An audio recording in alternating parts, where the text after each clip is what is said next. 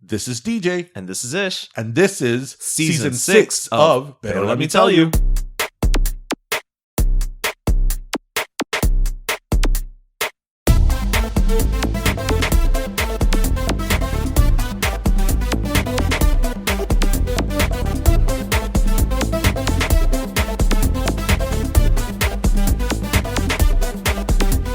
Wake up.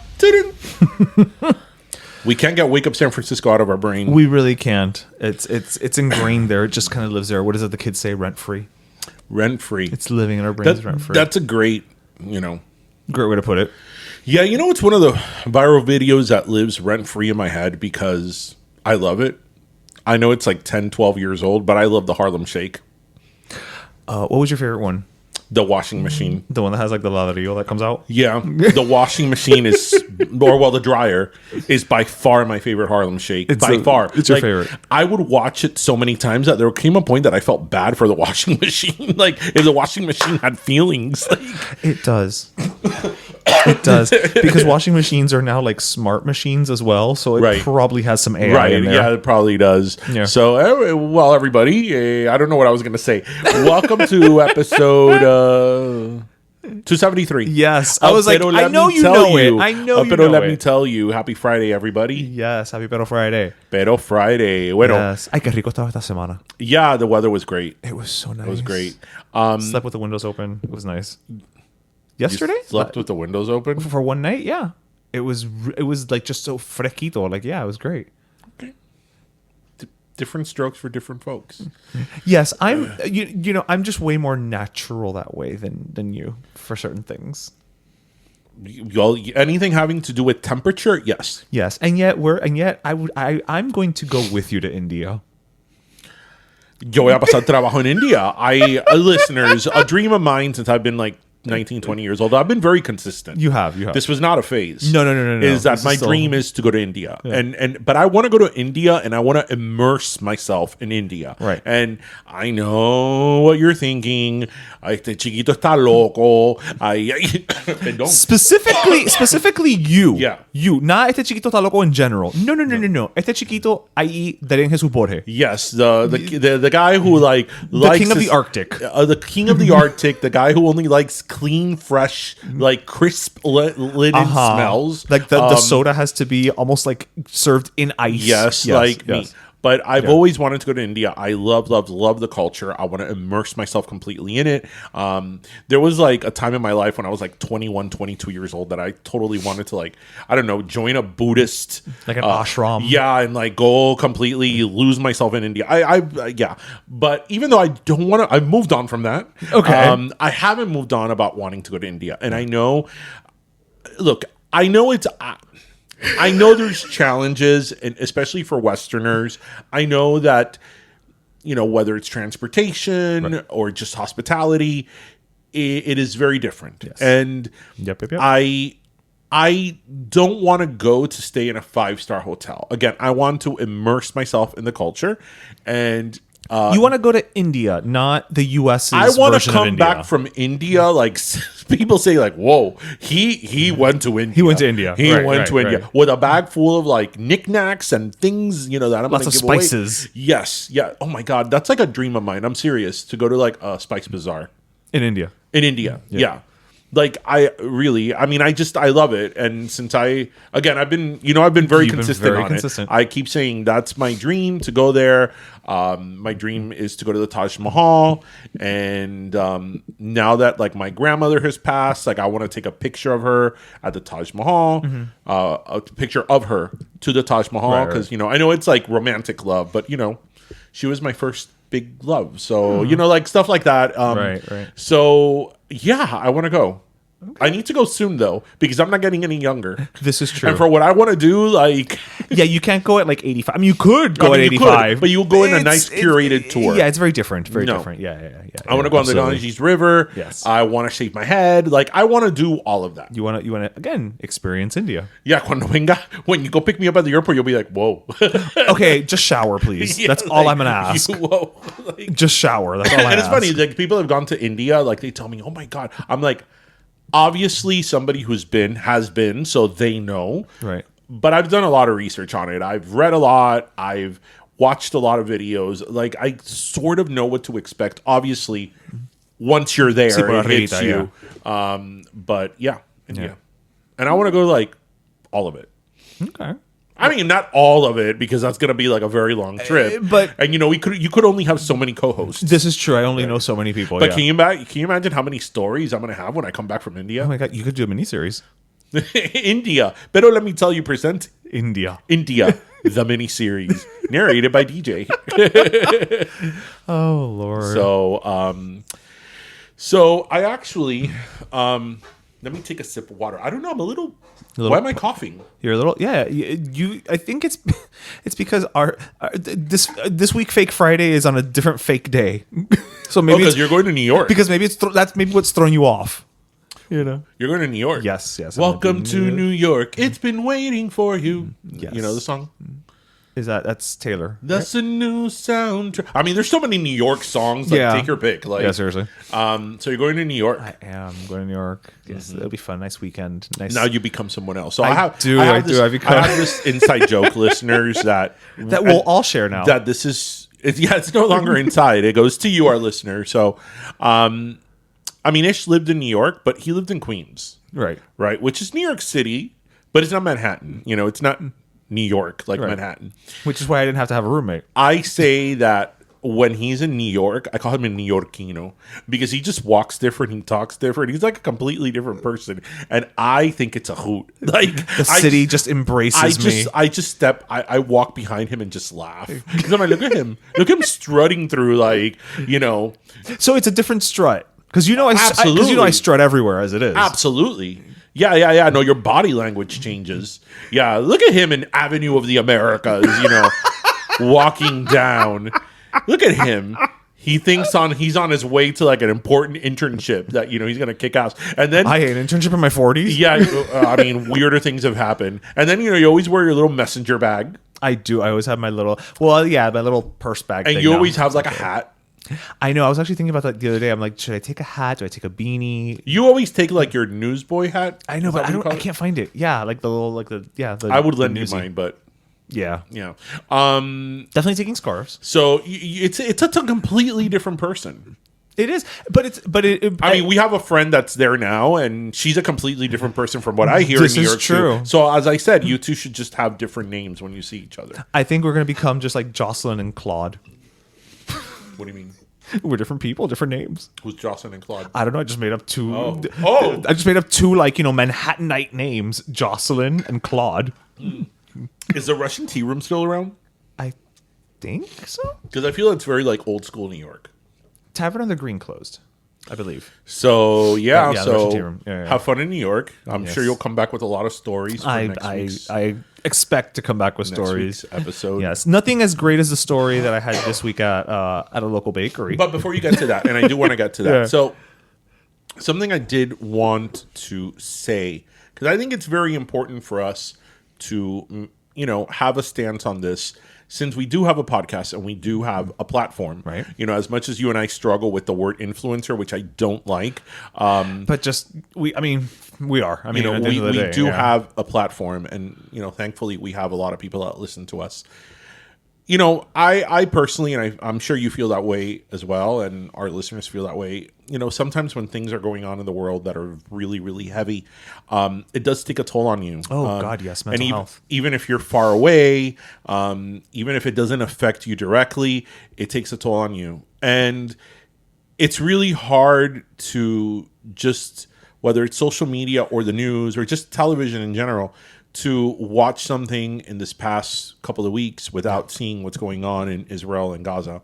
And we talked about it last week. And I think we both said what we needed to say at least last week. Yeah. And, you know, we are a topical podcast, and we do talk about what's going on in the world and what's going on in the news. But something that we always try to do, that's why our motto is listen, laugh, and learn, is have our listeners laugh, smile, and have a good time. And, you know, throughout the years that we've been doing this show, so many of you have reached out to us telling us how we made you smile and how we brought memories of your family. Sometimes of even departed ones. But basically that we're a feel-good show. And that's really what our purpose is and why we continue to do what we've done well into our 6th season.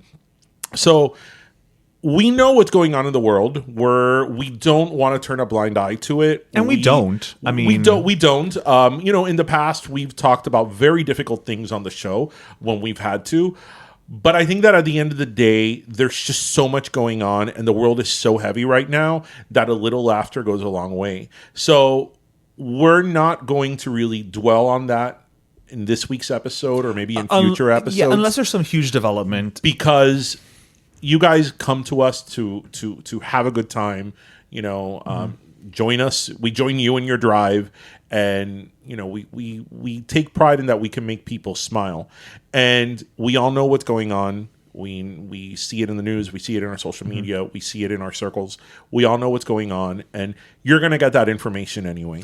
And it's not that we're being ignorant to it or we're pretending it's not there. We're very well aware of it, but we want to also bring a little bit of light, even if it's through our little silly platform and podcast.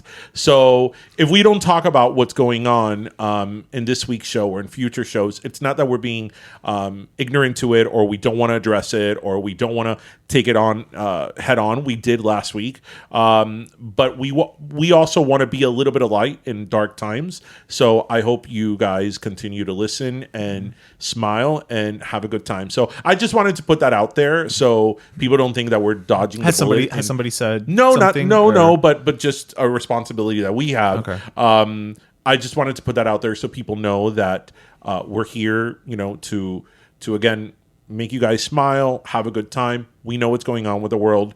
We all know it's there in our faces, and that's not going to go anywhere. But again, if we could at least provide a little bit of laughter and a little bit of light in these dark times, we're happy to do that. So I just wanted to put that out there. Okay, yeah, no, I'll do a quick piggyback too. Something we've said on the show many times is how, in the world of this 24-hour news cycle, you can't escape, hearing about things. And we should be informed, of course, as you just said.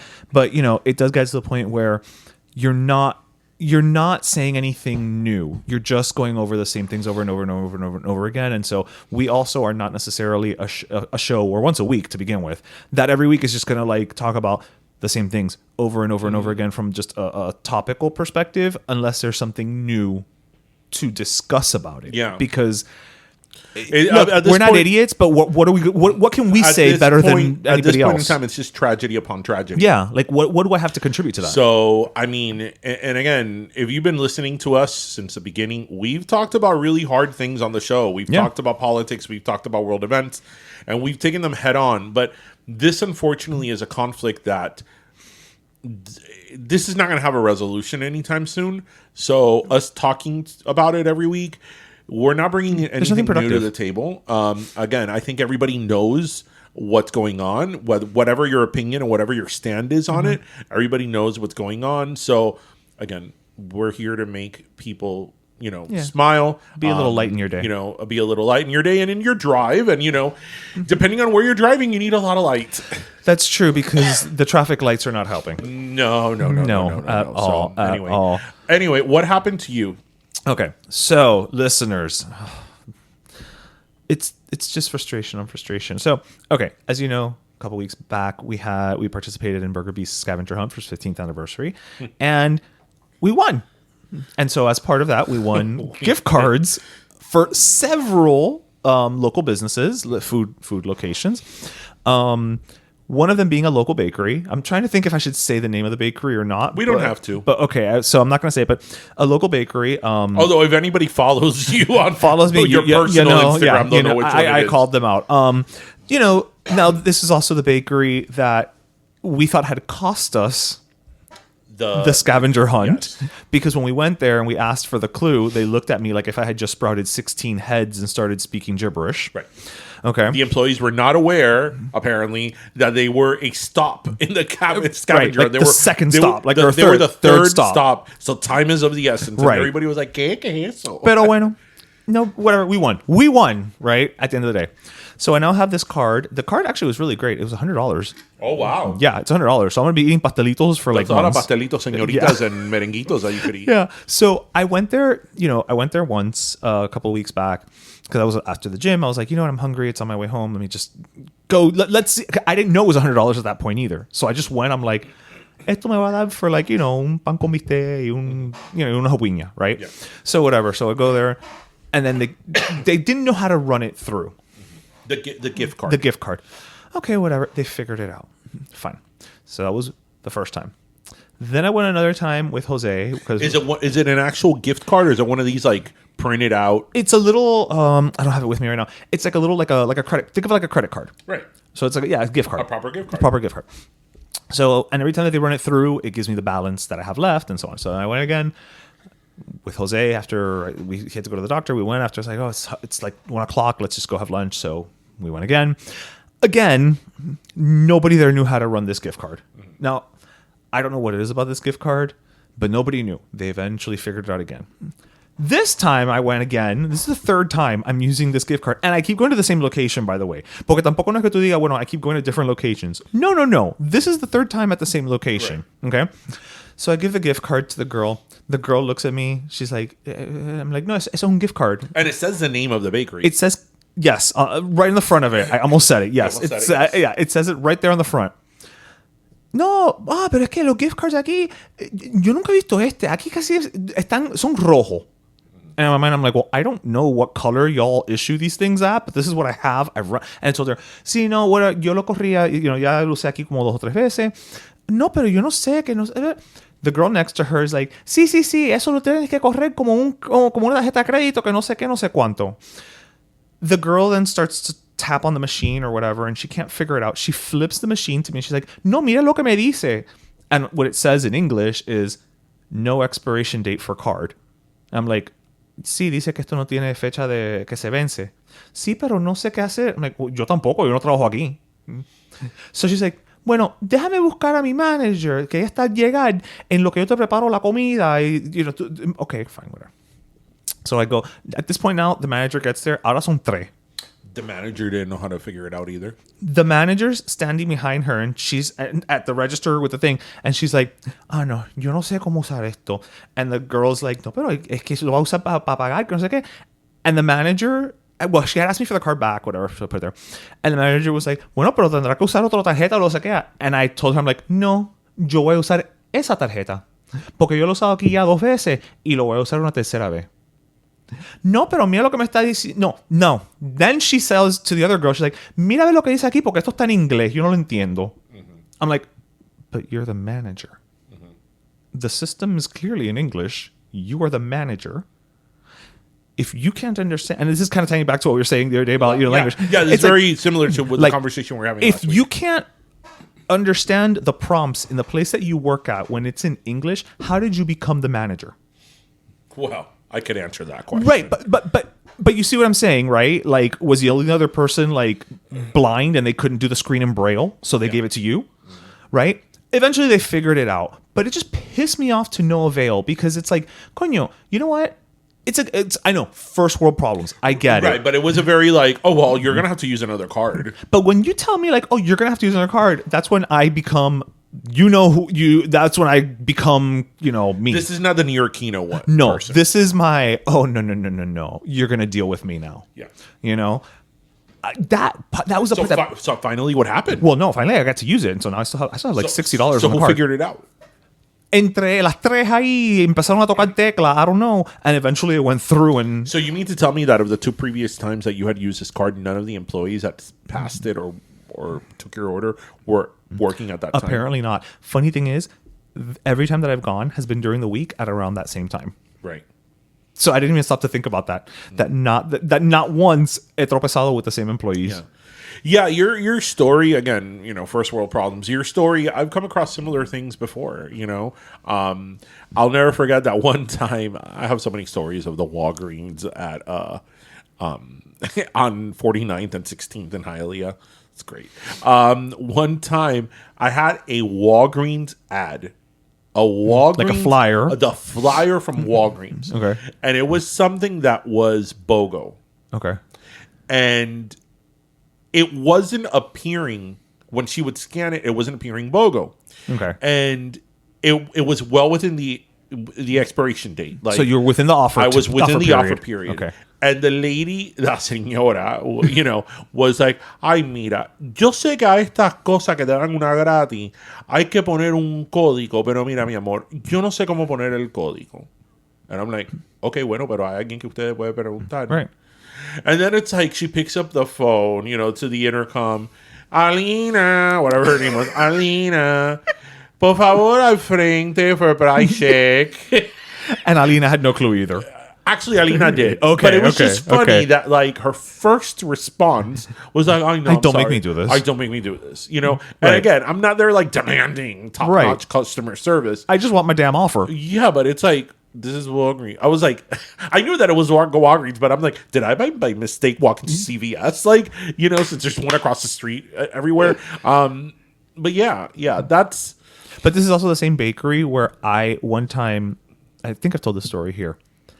They sell sandwiches there. Mm-hmm. So they have bread, Cuban bread at bare minimum. And they sell in these little plastic containers chicken salad. Mm. When I ordered and asked them that I wanted them to make a chicken salad sandwich, it was like I had just created the dish from scratch. Yeah. To the point where people came out from the kitchen. So you wanted the chicken salad between two pieces of bread. Right. And she was... do they sell that like that? No, but I mean, they sell the chicken salad. Like, you can buy a little potre of chicken salad, and then they have bread. So it's like, charge me for whatever you want to charge me for, but I'm telling you what I want. The girl who took the order was like, ¿cómo? Sí, la ensalada de pollo, pero como un sandwich. Like, if I had just landed from another planet, to the point where the guy came out from the kitchen, the chef that was making it, to be like, ellos ordenaron esto. It's like, guys, I didn't just create a dish. Yeah. I didn't ask you to put shit on a shingle. Look, it's a couple of things. Like, seriously speaking, I think, especially with Cubans, and, we're Cuban, so we could talk about this. Yeah. You can't, but we can. Just think about it. Especially a lot of these Cubans, they haven't been here a long time, right? They've been here under 10 years.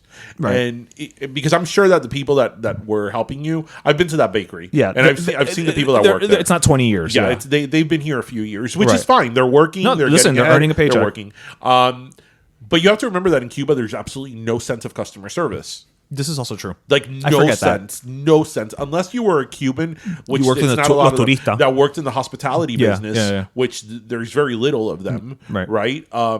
There's absolutely no level of customer service. The concept and I don't exist. mean that as a criticism. I mean that as a reality. Right, where are you gonna go? You know what Cubans are really good for? Like, the ones that haven't been here very long, they're very good with like care. Like, si trabajan en una clínica, because they're always like, "Ay, mami, ven, yo te ayudo," or "Mimi, pa cuidar viejo." They're very good because they're very sweet and homey and all that. But in terms of customer service, that concept just doesn't exist. It doesn't exist. They come from a place where customer service does not exist because there's not a lot of opportunities to be a customer. If you come to my store and I treat you like shit, where are you gonna go?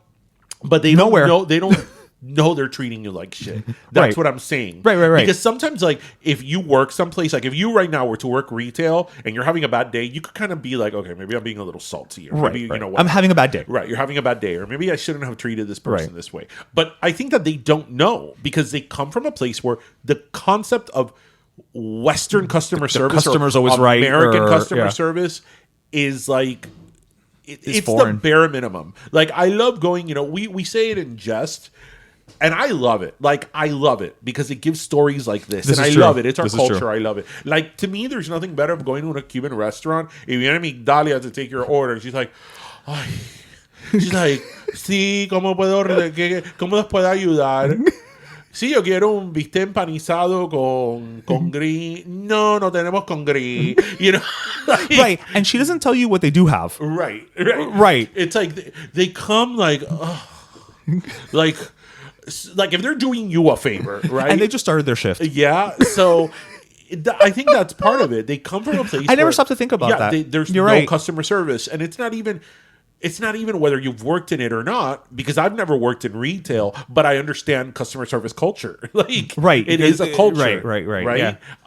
That you're there for the customer, and I'm also very reasonable. I've never been the type of person that when I go somewhere, people have to like serve me and like stop what you're doing. I'm very like, if I see that somebody's busy, I will be that person that like won't even call the waiter, because it's like they have like 10 tables, all that. I like to be very considerate, but yeah, like telling you, oh, well, you're just going to have to use another card when I have a damn gift certificate from your store. Like, no, that's not going to happen. Yeah.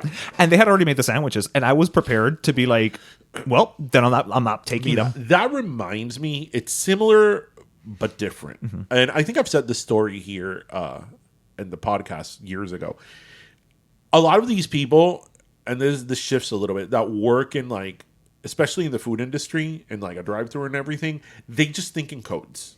So when you order something, I am that person. I'll confess, listeners. True. Yes, I will make a confession among all of us, since we're Pero Primos. Yes, but I am that person that has the complicated order. I do. You've been there. I do. Yes. I'm the guy who shows up as like, I'll have a number one. He's like, I'll have a number one, but take out this, put this, arrange that. I never, ever, ever have ordered a value meal and just said, I'll have a number one. Never. No. Never. I'm like, take out, don't put pickles, light mayonnaise, extra onions. Or toast the bread. I love when I go to McDonald's and I order a double cheeseburger. And they're like, oh, do you want the McDouble? I'm like, no, I want the double cheeseburger. Yeah, but the McDouble's $149. I realize that the McDouble is $149, but I want the double cheeseburger. This is all the time. Well, that goes to like the story I was going to tell. I've told you, like, this has happened more than once at McDonald's. My go-to at McDonald's, it's not even a value meal.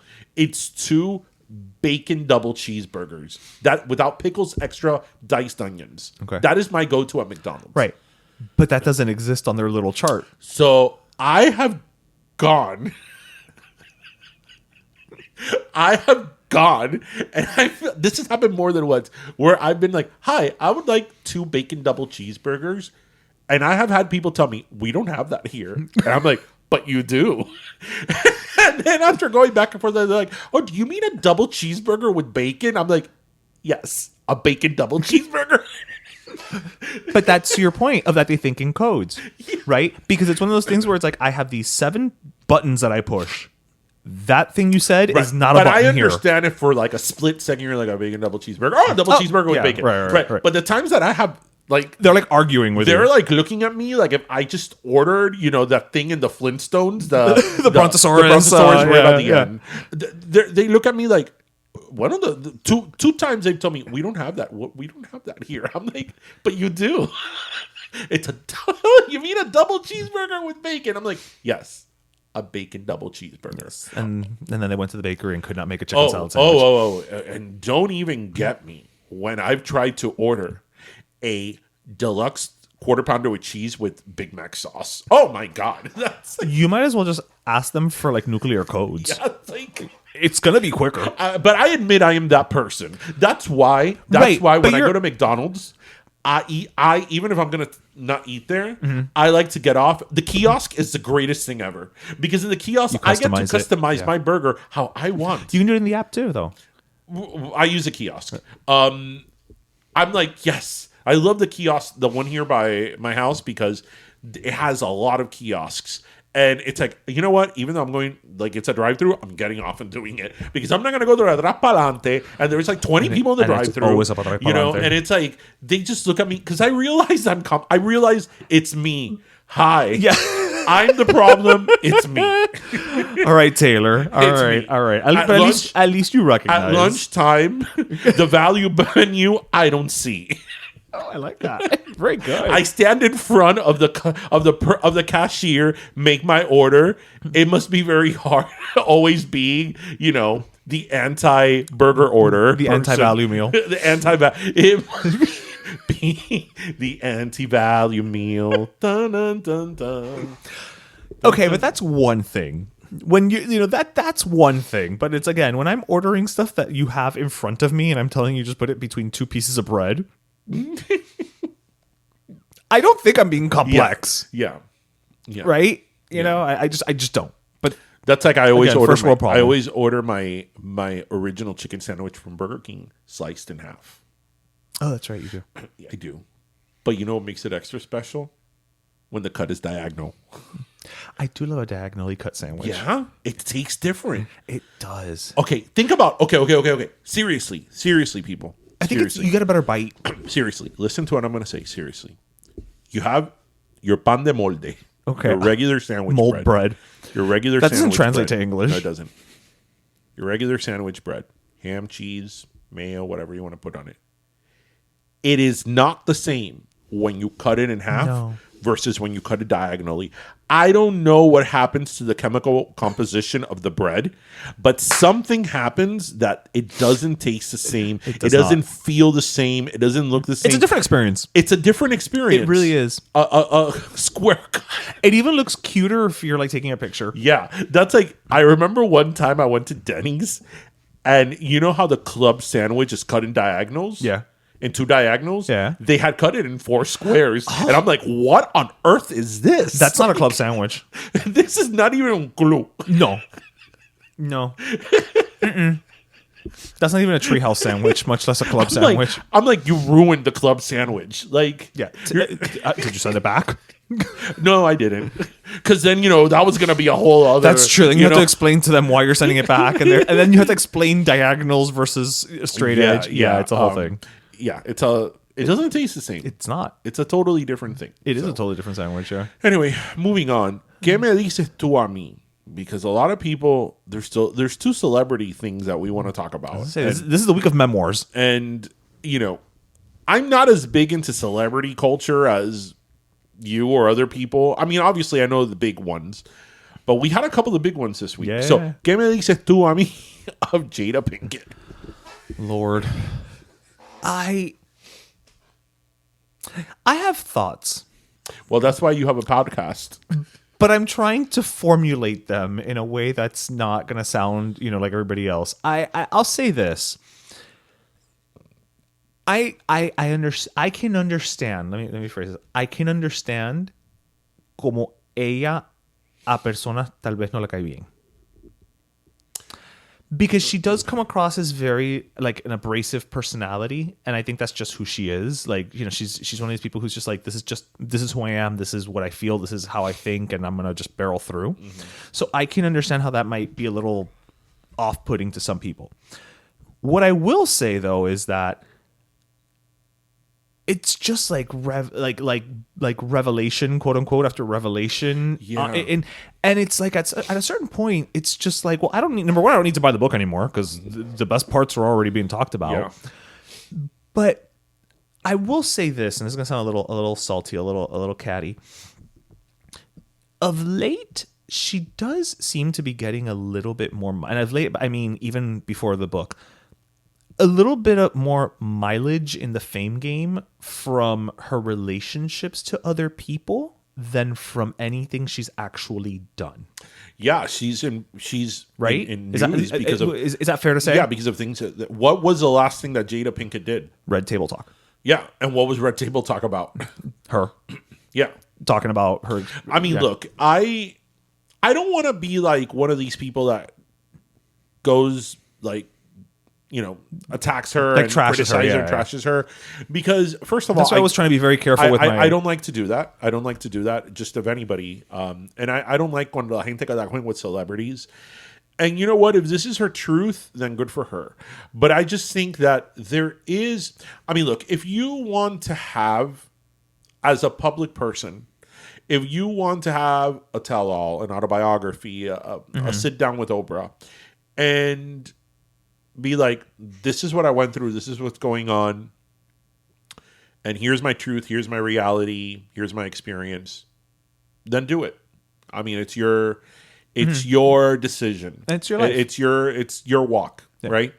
But I feel that with her, it's like this constant barrage of like stuff, whether it's about her what is it, entanglement, or the way she was raised, or her emancipation of her children, and then everything going on with her husband. It's like it's always something. Like she had an entire series about this. Right. They came on and talked about their marriage. Right. And you know what? Maybe she wasn't ready to talk about that at that point, which is fine. You're you're ready when you're ready. Right. But what I'm saying is that it's this constant oversharing constantly with her that there gets a point that it's like, yeah, stop it. It's too much. And again, I don't like to be that person that's critical of celebrities. And I want to say again, if she or any celebrity or public person wants to have an autobiography and tell their truth, then be it. But with her, it's like volumes. It's like volume 10. No, see, now now the other day she was on Fresh Air talking about her relationship with Tupac. Yes, which she said it was her soulmate, but they had no chemistry. So I'm like Jada, I hate to break this to you, Jada, but part of being your soulmate is that you have chemistry. Yeah, they're very tied together. They're intrinsically tied together. Those two things. Yeah. She did say something though that I thought was a little messed up. Well, she said a lot of things. I was gonna say one, but there was something in particular because now she's going on all these podcasts to talk more about. Well, she's promoting the book, right. But in promoting the book, she keeps talking like more and more new things, more new. That's what I'm saying. I don't need to read the book, so it's just like a snowball effect, right. But something that I thought was a little fucked up was that she was saying that when she went to the Oscars with Will last year or 2 years ago, whenever it was, that the slap happened with Chris Rock, that they didn't go. That when they were going, she didn't go with him as her husband. Oh, really? Right. Yeah. She didn't, when they were going, she didn't go felt like, oh, I'm going with my husband, because they were separated. Okay. But then after he slapped Chris Rock, she said, in one of the interviews that she did this week, that after she saw what he did for her, that's what made her want to fight. And that's my man. That's my husband. And I'm like, really? So she kind of gaslight him. It took an act of violence on the part of your husband, of aggression to someone else over a joke, to be like, yeah, that's my man. That's my husband. And you know what? If it is, that's fine. That's fine. We all have our things. But that's why you got to go to therapy. We all have our things. But it's like, I feel that with her, it's like, look, there is a way, especially again, if you're a public person, there's a way of telling your truth, telling your story, hopefully so people have a better understanding of you, and hopefully to inspire other people and help other people. Because her book does talk about she had suicidal ideation. Right. I mean, I'm saying that's very... Whether it's something personal or that's maybe very heavy, maybe a coming out story, right. Maybe somebody who's a survivor. I think those are stories that when you're a public person, those are stories that could inspire people and empower people, inspire people, and in fact, change them for the better. So I do believe in that, but I also do believe in discretion, and I believe in certain boundaries. Like, you could be an open book with certain boundaries, and I just think there's certain things that you just don't say, even if you are being public about a struggle that you had or an experience that you had. There's certain things that are yours, right? And I just feel that with her, it's all this oversharing, and it's over and over again that it's like, you look at whenever she comes out with a new revelation, it's like, okay, what is she saying now? Like, I think a big part of it also is anytime, for me at least, that she has a quote unquote revelation, about Will Smith, it seems to be her doing all the talking, not him, and not him. Not that he has to, but kind of to your point, I wonder, is he such a private person that he has no desire to talk about it? But yet there's this, his wife, they're still legally married. So his wife, is out here airing his dirty laundry. And I just don't know these people. But again, I don't know these people. But that just seems to me like there's a. But I think it goes back to the discretion, because I think that if you're a public person and you are dating somebody else who's a public person, and we're going to talk about Brittany and Justin in a minute. It's a perfect transition. I mean, that person is half of the relationship. Right. And that person has their truth and their own story and their right to tell it.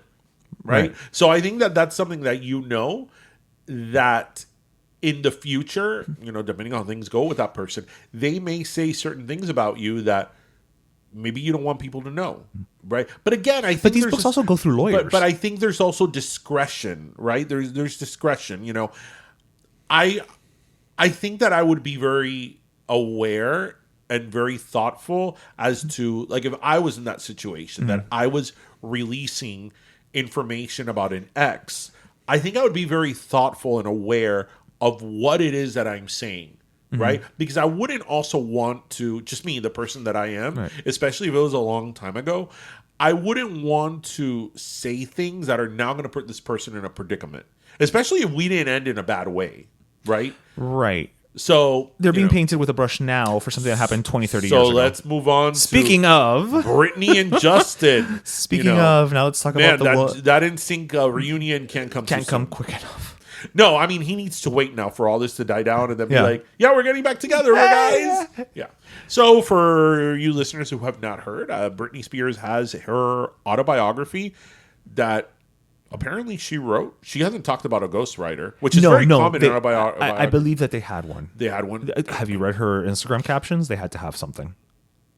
They had to have someone helping her write. Well, I mean, most of them do. Yeah. No, but like not a ghostwriter, but like somebody there, like a right. But generally, when celebrities write autobiographies, they'll be like, like Mariah Carey with Michaela Davis, I think, was her name, or it'll be Fulana, who helps it like form with this person who is the person who helps them with writing the book.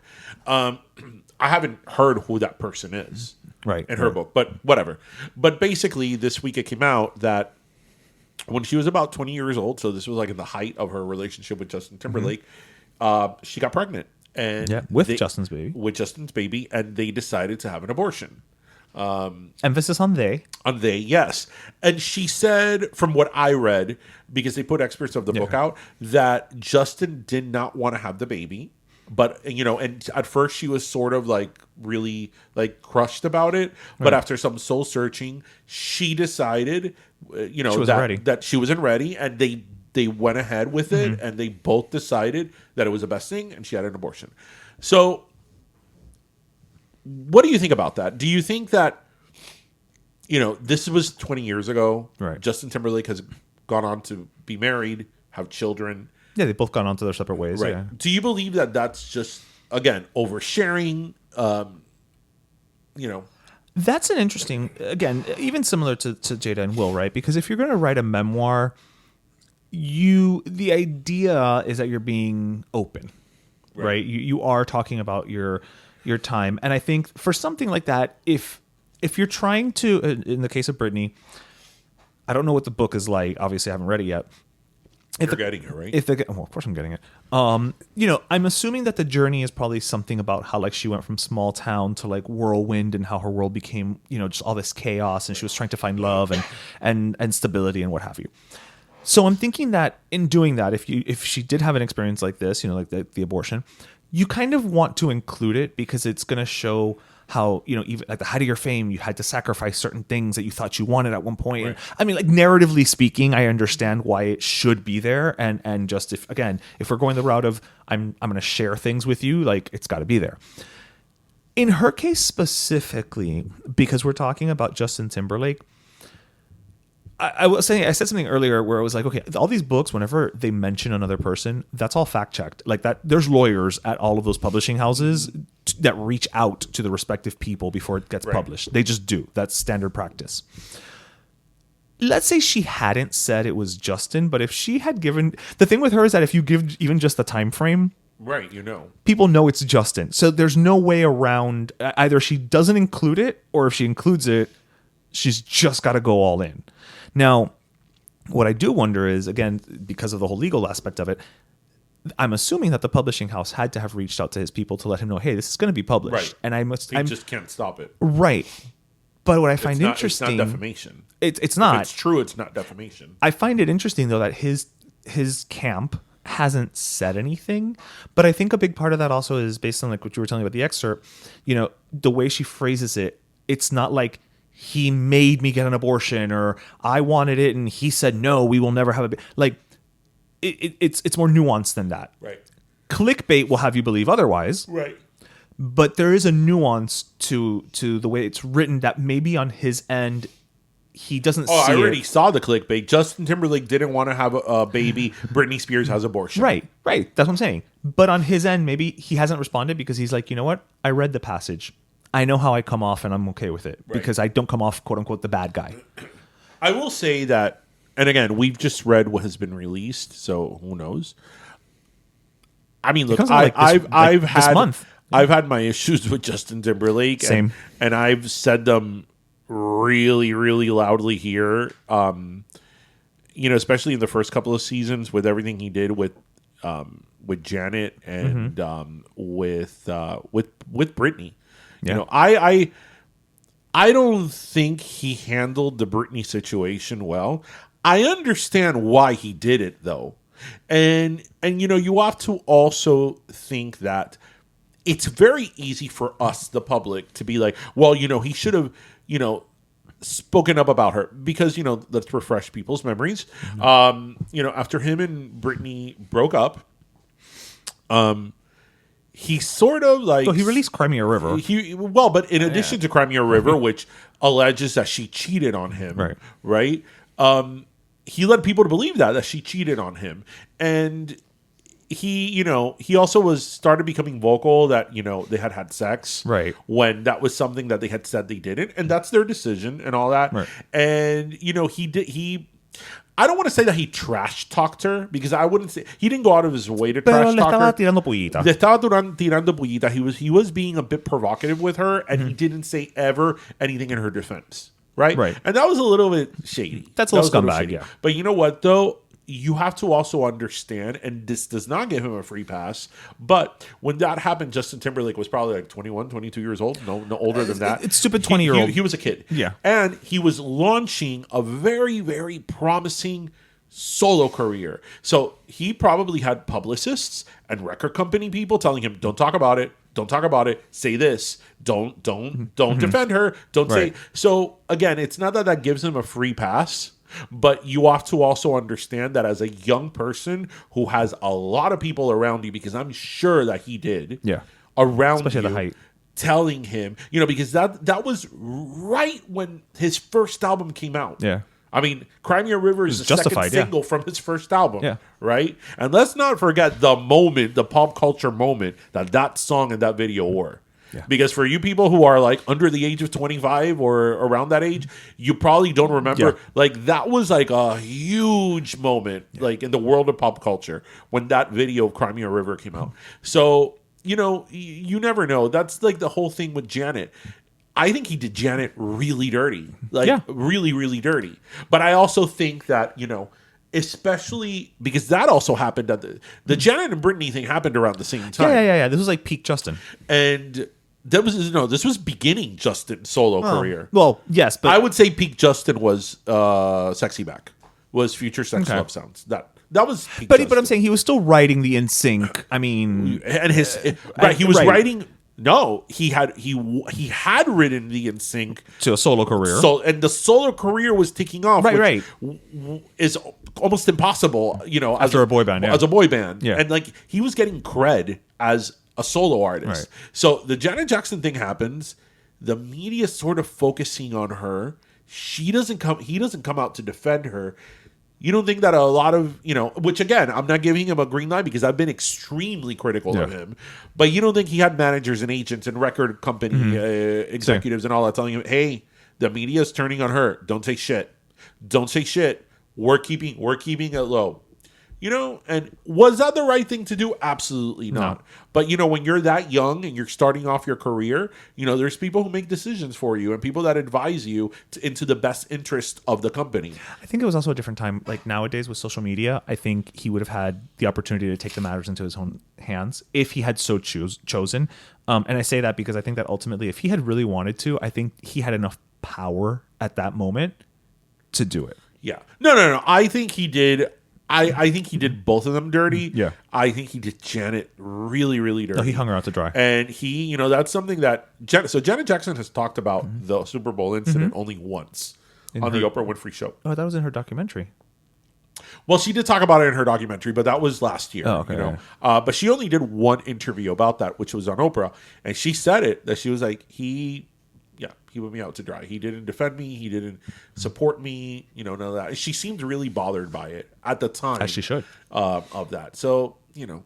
But with that said, with this whole now abortion revelation of Britney Spears, I don't think people should come at Justin unless there's something else in the book that we don't know about. But based on what they released, I don't think people should come at Justin. Like it's more just her telling the story of what happened to two kids in their 20s, right? And unless again he was like, you know, I'm gonna leave. How you. dare How you? dare you? That kid ain't mine. Unless it's something like that, don't come at the guy. That was a decision that they made together, and you know maybe he from the get go didn't want to, but that she ultimately chose not to. So at the end of the day, it was her decision. So, you know, don't come at Justin. Yeah. Right? So there's other reasons to come at Justin. What's your favorite Justin Timberlake song? My favorite Justin Timberlake song. I'm trying to think now. You know, I'm pulling a total blank on his singles. Oh my God. What goes around, goes around, goes around, goes around. Isn't there a song about bubblegum? Bubblegum? This must be No. Like, Dirty Pop. Oh God, I can't think right now. But I know the song I'm thinking of, and I can't think of the song. How does the song go? You can't think of the song? It's not a single. Okay. It's something about bubblegum. I really like Cry Me a River, and I love. See, I can't like Cry Me a River on principle. No, I like Cry Me a River, and I love the video. I do, and I love My Love. So don't give away my love. That one. Oh, see, that's it. About my love. I forgot about that song. Don't give away my love. You forgot that song until you said it right now. 5 versions of that song. Until on my you playlist. said it right now, I have forgotten about that song. Oh my God! What's the song that I like? I think it's that. You know what? It might be on my phone. Let me. So you don't have a favorite Justin Timberlake song? You know what? A song I think sucks. Not offhand. I don't. You know a song I think I don't care for. The one of Trolls. That one's all right. It's cute. It's fun. Whatever. You know what song of his I also really like?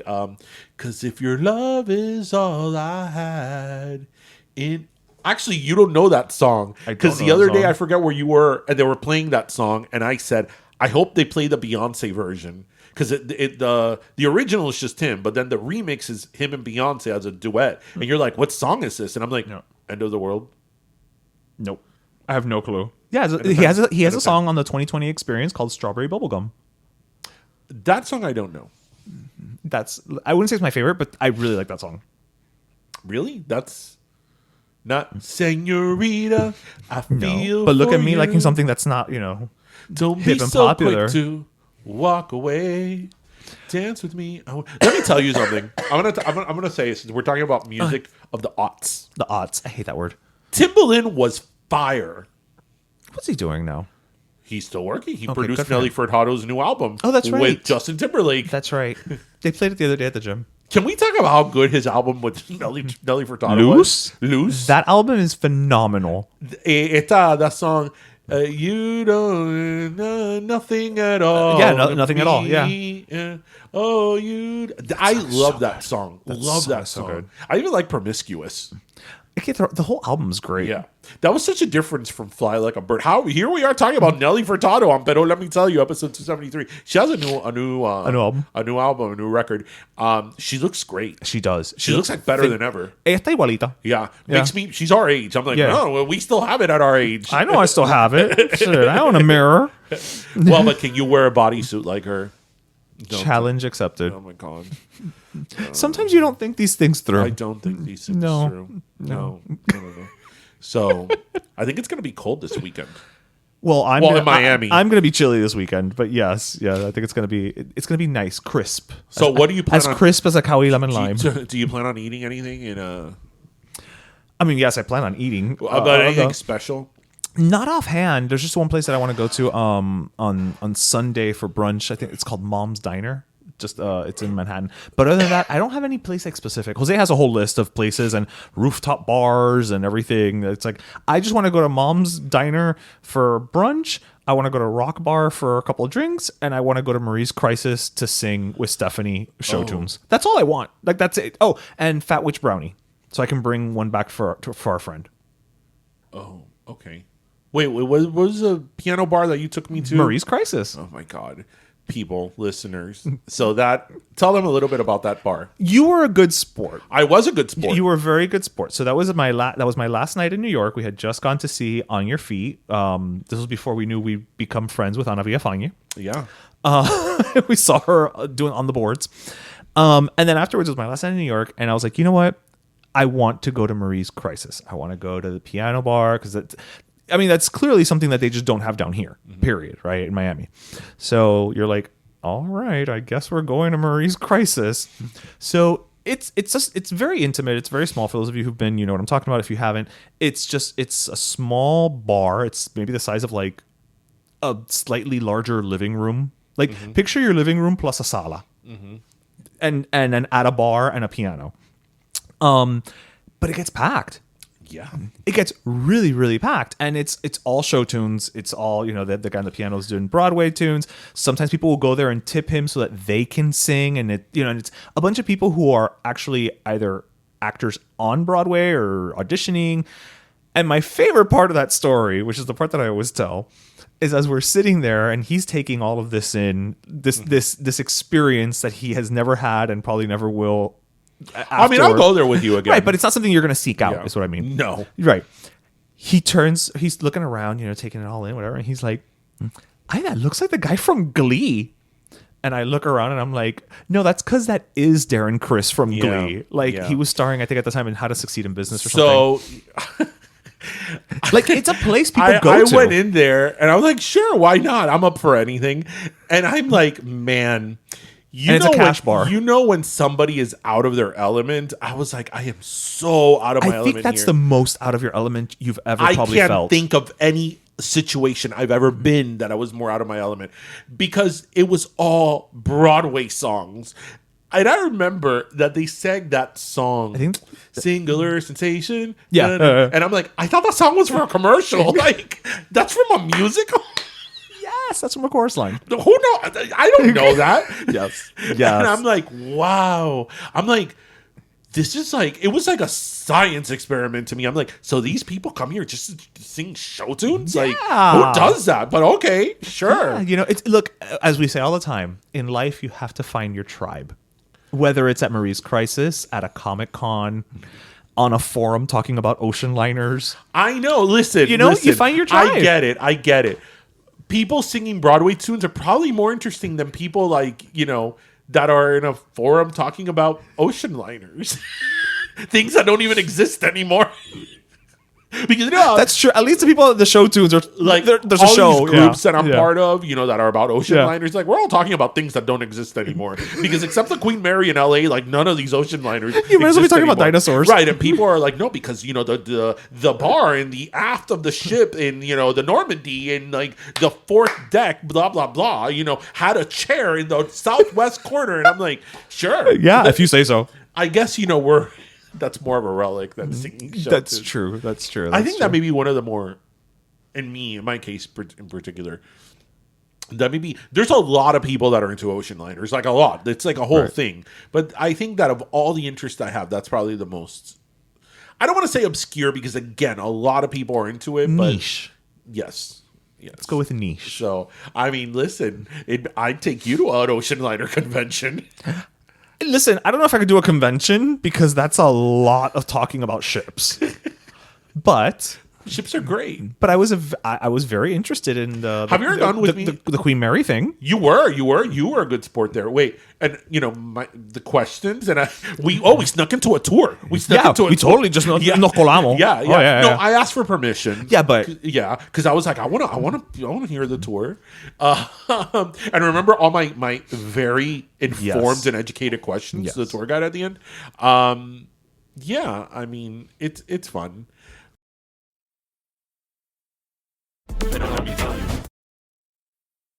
Oye, mi gente, us caribeños know we need to stay refreshed cuando hay tremendo calor. Bueno, Cawy Lemon-Lime soda's got you. Since 1948, this crisp and refreshing soda has been helping us beat the heat. Cawy Lemon-Lime is like the taste of sunshine sparkling off the clear blue waters of Cuba. Okay, bueno, for Miami. Y con zero aftertaste, the tart, sweet, bubbly Cawy Lemon-Lime is perfect for quenching your thirst. Así que what are you waiting for? Find the authentically Cuban taste of Cawy Lemon-Lime soda in stores now.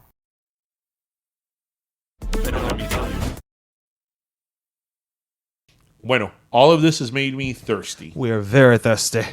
So, it's our last Cawy time. Yes. All right. So you want to go first? I want to go first. I'm giving my last Cawy to a random stranger. Oh. But it's more than just a random stranger. Okay. It's, again, kindness. And especially now that there's so much going on, you know, a little kindness goes a long way. Right. So I was at Aldi, and I will say Aldi.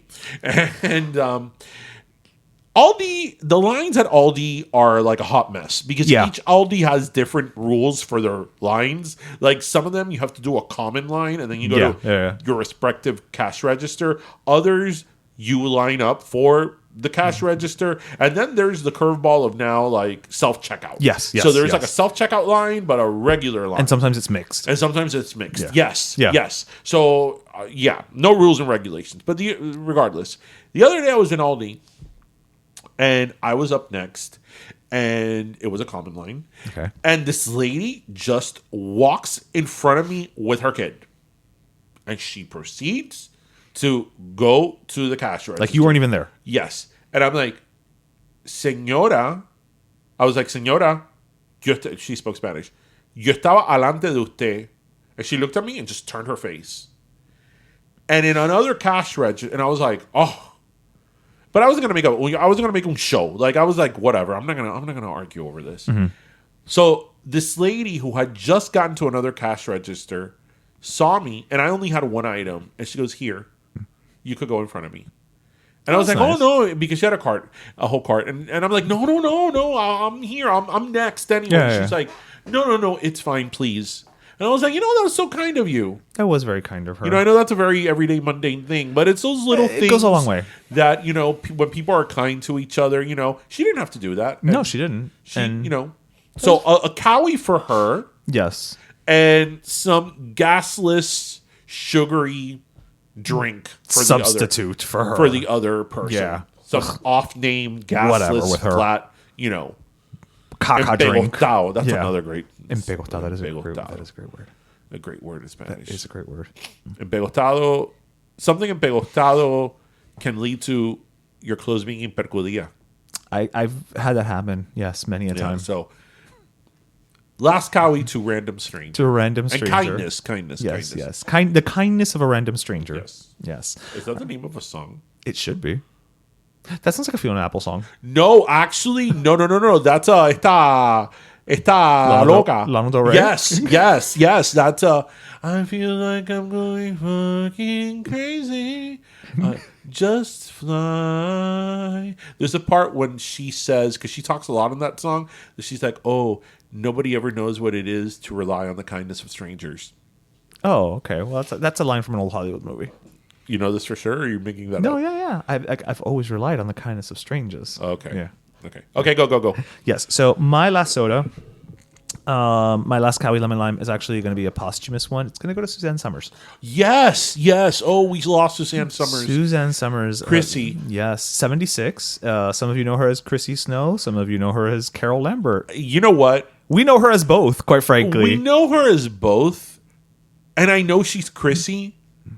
And I actually remember Three's Company from when I was a kid, but I think of her as Carol. Yeah, because that was more our time. Yeah, exactly. That's why, because we grew up with that, and when it premiered, it was new. Yeah. Just somebody who I think really has made an impact on pop culture. I think she personified the bubbly dumb blonde trope on TV. She sure did. And yet that she wasn't. And she was nothing exactly. And she was anything but. She, by the time she passed away, was a multi-gajillionaire probably. I mean, she had done, The Thigh Master. which I didn't know that was not her product at first. She was just a spokesperson. Then her and her husband bought the company when it started having financial problems. She started doing self-help books, and she's another one who wrote a memoir about, her struggles in life and putting herself out there, like childhood abuse and things like that. So, she really is somebody who took her time in the spotlight and used it to shine a light on other things. Well, most importantly, the pay equality in Three's Company. Yeah. I mean that don't forget huge. that. Yeah. That is enormous. Yeah. What she did with that. And I think that with, for those of you who don't know, Three's Company was an extremely popular sitcom in the late 70s, early 80s. I mean, it was one of the most popular sitcoms in the country. And she was by far the breakout star. Yeah. Because she was unknown prior to that show. The only person... That show was built around John Ritter because he had a little bit of recognition from other things. Mm-hmm.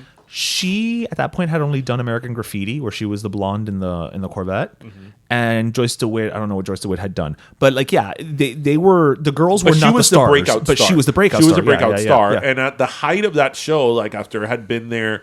I think it was the fourth, fifth season, and that she had become extremely popular. And one of the reasons people were tuning in was to see her. She, I guess, finds out, or her contract was up. I think John Ritter was making $150,000 per episode, and she was making $30,000. Yeah. And while the women were making $30,000, so she went in there and she's like, "No, I should be paid what the men are getting paid because I'm a contributor to the show and I'm one of the reasons why it's popular."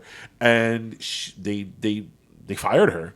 Yeah. I mean, she really put her neck out there at the height of her career. And she did this at a time where this was not cool to do. You did not do this. There was no Friends cast banding together. Yeah. Yeah. And I mean, I think that she is definitely, when you talk about pay equality of women, especially in Hollywood, she is definitely one of the names up there. Yeah. She's one of the forebearers of that. Yeah. I mean, I honestly think that should be her legacy. Yeah. Because that's huge. Yeah, huge. Yeah. And I don't know how many people know that, but... Yeah. I mean, to the point where I think Cindy Williams used to tell a story that her and Penny Marshall, because it was about the same time that they were doing Laverne and Shirley as Three's Company, they wanted to go get more money, and there was rumors already circulating around, and some higher up or some manager said, don't do it because Suzanne just did that, and they axed her. Right. So they even used her as a cautionary tale for other women. After she left Three's Company, there was 2 other blondes, right? Yes, when she left Three's Company, they brought in I want to say it was Sissy Snow, which was her cousin from the Midwest or something, and then they brought in Terry, which she was a nurse. Right, and that was played by Priscilla Barnes was Terry. Uh-huh. And then Sissy was played, I don't remember her name, but she went on to do infomercials with that scary vampire guy. I remember her from the infomercials. Yeah. I'm like, why does she look familiar? Yeah. Yeah. She didn't look good. But yes, very well. She, and she was super. Loss. I mean, she sang, danced. She had a Vegas review at one point. She used to do all the Bob Hope specials. She did. And she looked great. She looked great. I mean, she battled cancer for many, many years. Yeah, 20-something years. Yeah, for decades. Mm-hmm. And so, I mean, unfortunately, she had been down this road before. But and it happened the day before her birthday. It happened on my birthday. Yeah, because she turned 77 the next day. Yeah. So, life well lived. Yep, absolutely. So she could have been around longer, but life well lived. Yeah, so deserving of that Cawy Lemon-Lime. Yes, so anyway.